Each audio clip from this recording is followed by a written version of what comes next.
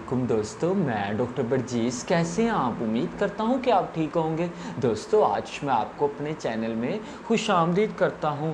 दोस्तों, जब भी हम कोई भारी काम करते हैं, अगर हम झुक के कोई भारी काम करते हैं जो हमारी ही फोर्स से मतलब हमारी ताकत से बढ़कर हो, जब हम इस एक चीज़ को उठाते हैं तो चीज़ को उठाने की वजह से हमारी जो सी कमर है, बैकबोन है, अगर उसमें बहुत ज़्यादा दबाव पड़ता है, दबाव पड़ने की वजह से अगर हमारी जो सी रीढ़ की हड्डी है वो टूट जाती है, तो इसकी क्या क्या वजूहात हो सकती हैं और इसमें पेशेंट में कौन कौन सी सिम्टम्स आती हैं और इसमें आपने होम्योपैथिक मेडिसिन कौन सी यूज़ करनी है, किस पोटेंसी में यूज़ करना है और कितने दिन यूज़ करना है, इसके बारे में बताऊंगा। दोस्तों, वीडियो को स्किप मत कीजिएगा। वीडियो आज आपके लिए बहुत ही ज़्यादा इन्फॉर्मेटिव और बहुत ही इंटरेस्टिंग और बहुत ही नॉलेजेबल वीडियो है। वीडियो को पूरा ज़रूर देखिएगा, इससे आपको बहुत ज़्यादा इन्फॉर्मेशन हासिल होगी। दोस्तों, कमर की जो सी हड्डी टूटने की क्या वजूहात हो सकती हैं? दोस्तों, कमर की जो सी हड्डी टूटने की कई वजूहात हो सकती हैं।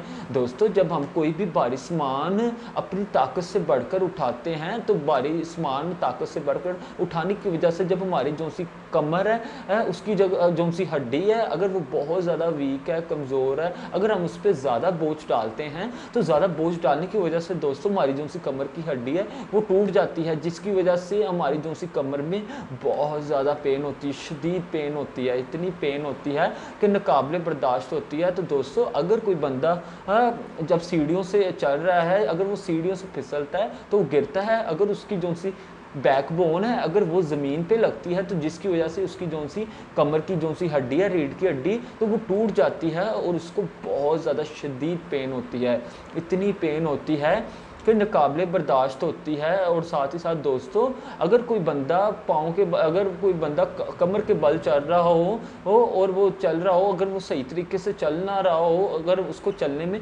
बहुत ज़्यादा मसला आ रहा हो फॉर एग्जांपल दोस्तों, ये ज़्यादातर बूढ़ों में होता है, अगर वो अपनी जो सी ताकत है वो उससे बढ़कर अगर कोई काम करते हैं तो काम करने की वजह से अगर उनकी जो सी रीढ़ की हड्डी में वल पड़ता है, तो वल पड़ने की वजह से अगर खुदा न खासा उनकी जो सी रीढ़ की हड्डी है अगर वो टूट जाती है तो टूटने से उनको बहुत ज़्यादा शदीद पेन होती है, इतनी पेन होती है कि नाकाबिले बर्दाश्त होती है। और साथ ही साथ दोस्तों, जब वो डॉक्टर के पास जाते हैं तो जब चेकअप कराते हैं तो कहते हैं, जब वो चेकअप कराते हैं तो जब दोस्तों उनका एक्सरे वगैरह आ जाता है तो उसमें पता चलता है रीढ़ की हड्डी टूटने के अलावा और कोई मसला नहीं है। तो दोस्तों, इसके लिए आज मैं आपको होम्योपैथिक की बहुत अच्छी मेडिसिन के बारे में बताऊंगा। और साथ ही साथ दोस्तों, इसमें पेशेंट में कौन कौन सी सिम्टम्स आती हैं, कौन कौन सी अलामात आती हैं। दोस्तों, इसमें पेशेंट में जो सा उसका जो सा सर है, कुछ पेशेंट्स का उसमें भारीपन होना शुरू हो जाता है और साथ ही साथ सर में स्टार्ट से लेकर बैक तक